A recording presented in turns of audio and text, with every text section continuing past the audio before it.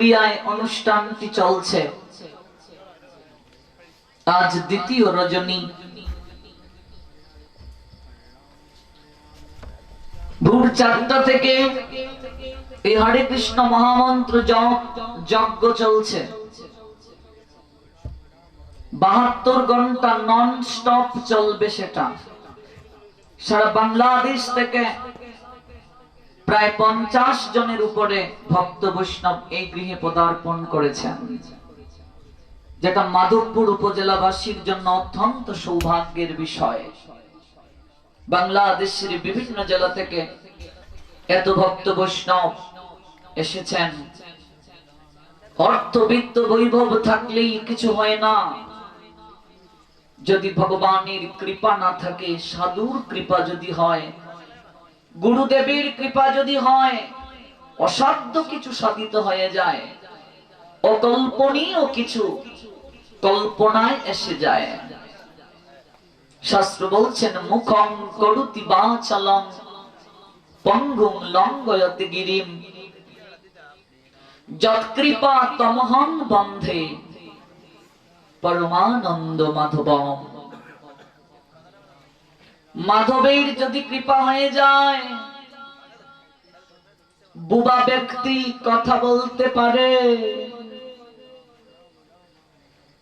পতঙ্গ অগ্নিকে নির্বাপন করতে পারে, বামন যে সেও গগনকে স্পর্শ করতে পারে,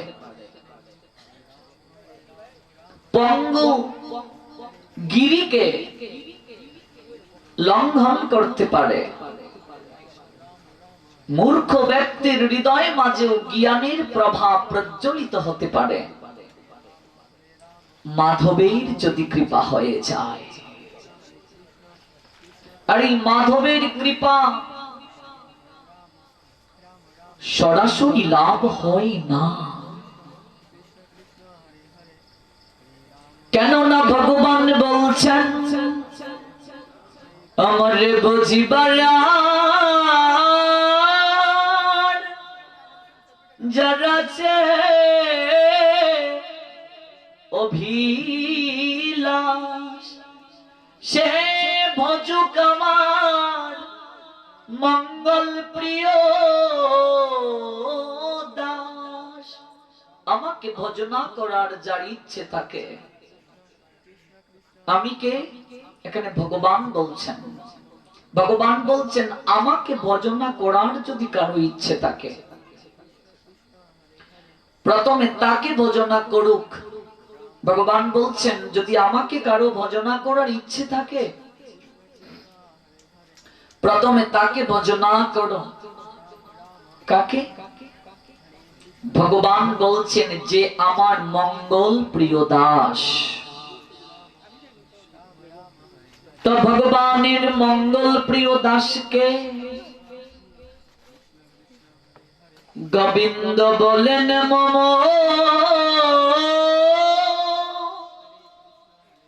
বৈষ্ণব বৈষ্ণব পরম। ভগবানের মঙ্গল প্রিয় দাস হচ্ছেন ভক্ত কিংবা বৈষ্ণব। ভক্ত এবং বৈষ্ণবের হৃদয়ে ভগবান সতত বিশ্রাম করেন। এই জগতের বুকে কৃষ্ণ প্রেম ভক্তি খুব সহজে লাভ করা যায়। ভগবানের যিনি মঙ্গল প্রিয় দাস, তিনি যদি কাউকে সুদৃষ্টি প্রদান করেন, কৃপা প্রদান করেন, আর এই কৃপা প্রদান করার জন্যই বাংলাদেশের বিভিন্ন জেলা থেকে অনেক ভক্ত বৈষ্ণব এই আপনাদের এখানে অবস্থান করেছেন। কিন্তু অতীব দুঃখের সঙ্গে বলছি, ভোর 4টা থেকে ভাগবত পাঠ এবং হরে কৃষ্ণ মহামন্ত্র জপ নন স্টপ চলছে, কিন্তু আমরা দিনের বেলাতে গ্রামের গুটি কয়েক ভক্ত ব্যতীত কাউকেই পেলাম না। একটা দিন এবং রাত চলে যাচ্ছে, আর কেবল দুদিন দুরাত। এই যজ্ঞানুষ্ঠান এটা যে কতটুকু গুরুত্বপূর্ণ, এটার মাহাত্ম্য আমরা আজ শ্রবণ করব, তাহলে বুঝতে পারবো আমরা রতন পেয়ে আমরা তার কদর করতে জানছি না। ভক্ত বৈষ্ণব তাদের মিলন মেলা ঘটেছে, এটা যে কতটুকু আমাদের জন্য পাওয়া। আমরা এই সুযোগটি কিভাবে পেলাম? আমাদেরই সঙ্গের অন্যতম রঞ্জিত কৃষ্ণ দাস জি, ওনার পরলোকগত পিতৃদেব এবং মাতৃদেবীর আত্মার শান্তি কামনায় এই ভাগবতীয় যজ্ঞানুষ্ঠানের আয়োজন করা হয়েছে এবং জপ যজ্ঞের আয়োজন করা হয়েছে। শ্রীমদ্ ভগবত গীতাতে ভগবান বলছেন, যজ্ঞের মাঝে আমি জপ যজ্ঞ, যজ্ঞের মাঝে সর্বশ্রেষ্ঠ যজ্ঞ জপ যজ্ঞ। এই যে জপ যজ্ঞ হচ্ছে ভোর 4টা থেকে কন্টিনিউয়াসলি চলবে, 72 ঘন্টা, এক সেকেন্ডও থামবে না। এবং মঙ্গল প্রদীপ জ্বালিয়ে দেয়া হয়েছে, 72 ঘন্টা জ্বলবে। এবং আমরা পরবর্তীতে একটি হোম যজ্ঞও করব। তো এটা কেন, কি প্রয়োজন আছে? একজন সন্তান তার পিতামাতার আত্মার শান্তি কামনায় এহেন অনুষ্ঠানের কেন আয়োজন করলেন? এত কিছু থাকতে, অর্থাৎ এত অনুষ্ঠান থাকতে এই অনুষ্ঠানটির কি তাৎপর্য রয়েছে, আমরা সেই কথা আজ শ্রবণ করব। যেহেতু প্রারম্ভিক দিন এবং বিষয়বস্তু আমরা যদি পূর্ণরূপে সচেষ্ট না হই, তাহলে আমাদের বোধগম্য হবে না, শ্রদ্ধা আসবে না। এই কলিযুগে পিতামাতার উদ্ধারের জন্য সন্তানের কি কি কার্য রয়েছে? শাস্ত্র বলছেন, কলিযুগে পিতামাতার উদ্ধারের নিমিত্তে যে কার্যগুলো সন্তানের করা প্রয়োজন, তন্মধ্যে প্রথম কার্য হচ্ছে গয়াতে পিণ্ড দান। গয়াধামে পিণ্ড দান করতে হবে। পিণ্ড মানে কি? আঠার দলা চালের গুঁড়ো দিয়ে বানানো না। পিণ্ড শব্দটির অর্থ হচ্ছে প্রসাদ।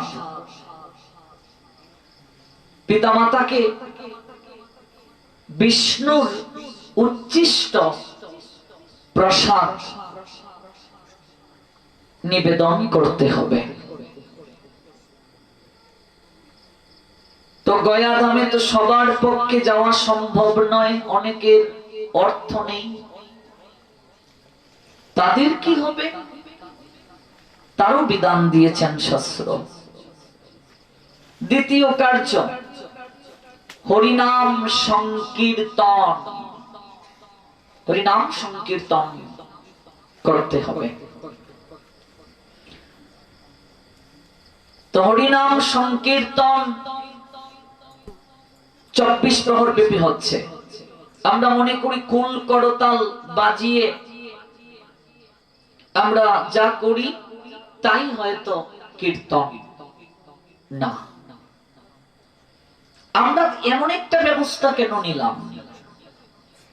তার কারণ হচ্ছে শাস্ত্র বলছেন, শুদ্ধ মুখে হরি নাম যদি না করা হয়, এই মুখ যদি শুদ্ধ না থাকে, আমার এই মুখ দিয়ে যদি আমি সিগারেট খাই, মদ খাই, পান খাই, চা খাই, এবং সেই মুখ দিয়ে যদি হরিনাম করি, বিভিন্ন কীর্তনিয়া পার্টি যারা করেন, সেই হরিনাম দ্বারা জগতের পরম কল্যাণ হবে না, হবে না। এটা আমার কথা নয়, পদ্ম পুরাণের কথা। এই জন্য আমরা শুদ্ধ ভক্তদের, যারা চাপান বিড়ি সিগারেট গ্রহণ করেন না, যারা অকাদ্য কুকাদ্য গ্রহণ করেন না, এবং এই দামোদর মাস যারা পালন করছেন, যারা শারীরিক দিক থেকে সংযম আছেন এ মাস,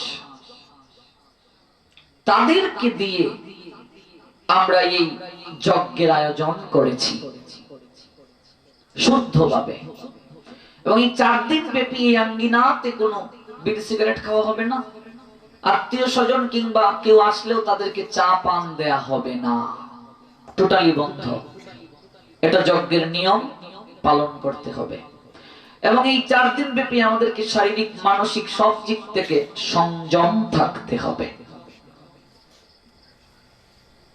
সংকীর্তন, বহুজন যখন একত্রে মিলিতে কীর্তন করেন, একত্রে মিলিত হয়ে কীর্তন করেন, তখন সেটা সংকীর্তন বলে গণ্য।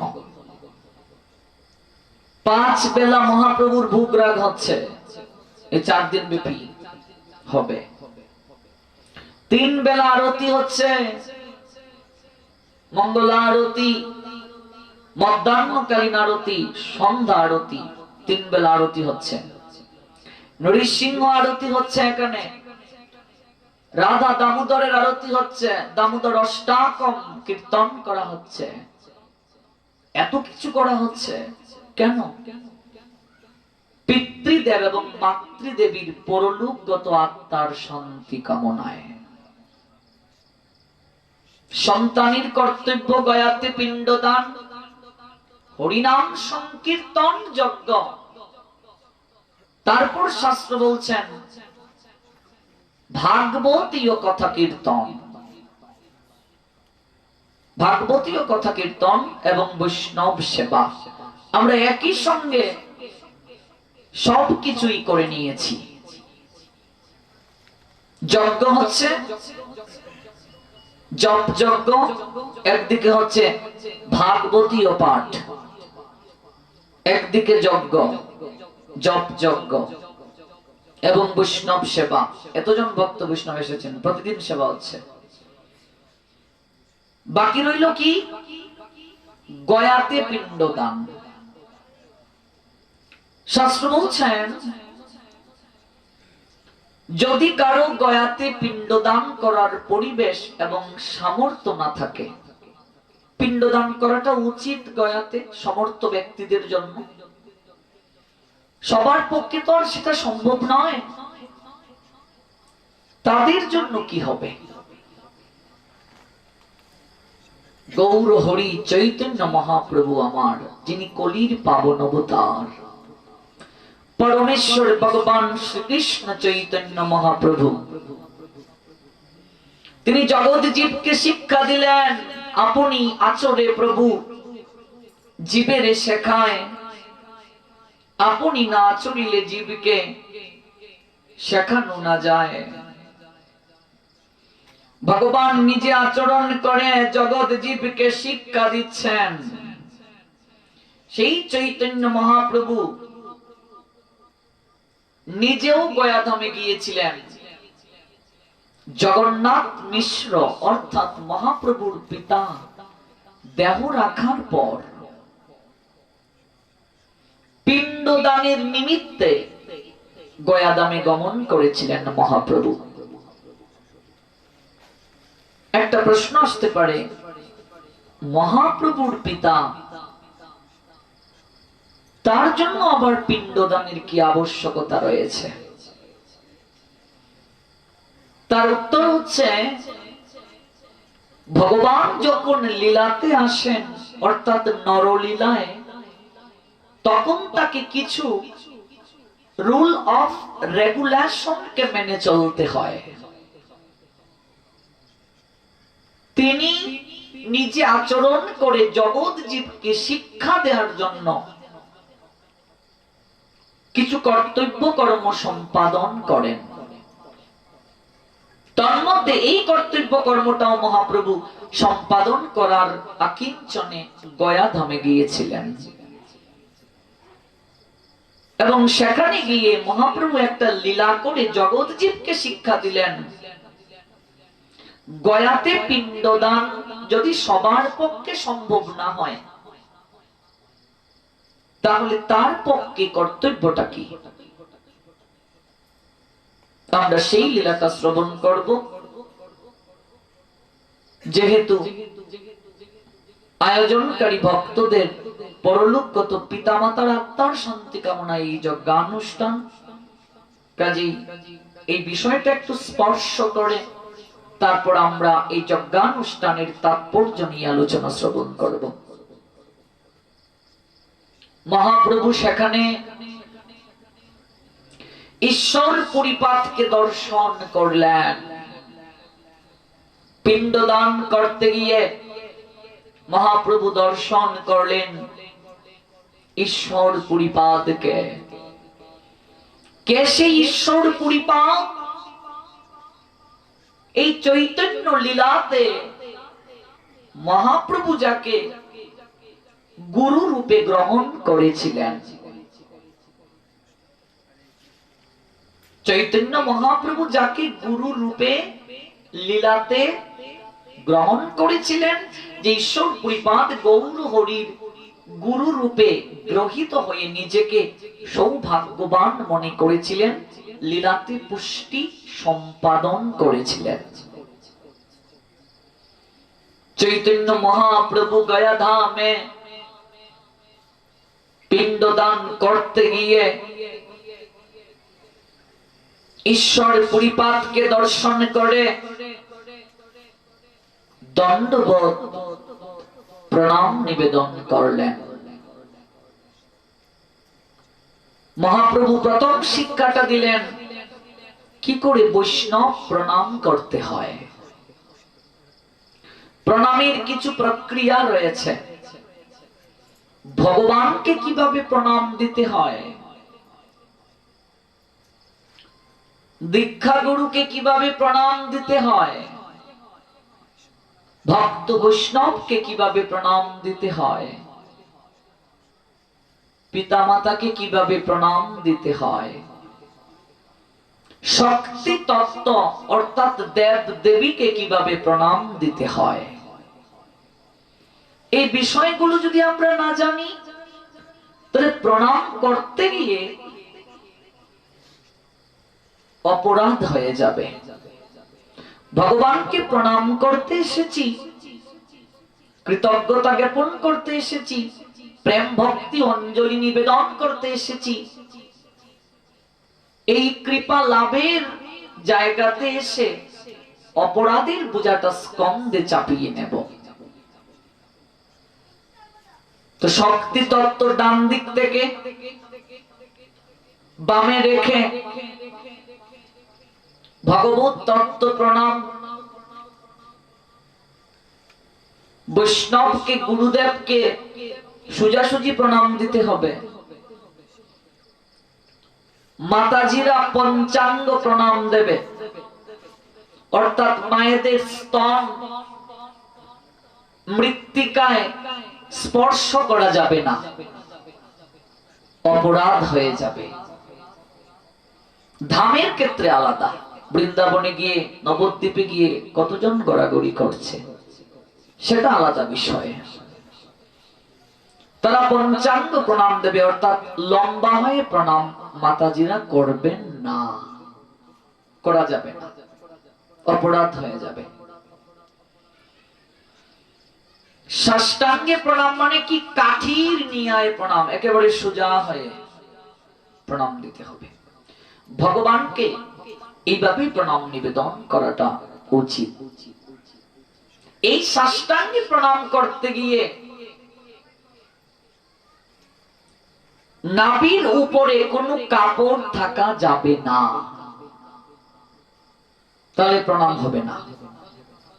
তাহলে বিশেষ করে আমাদের প্রণাম হচ্ছে না, কারণ আমাদের কাপড় আছে শরীরে।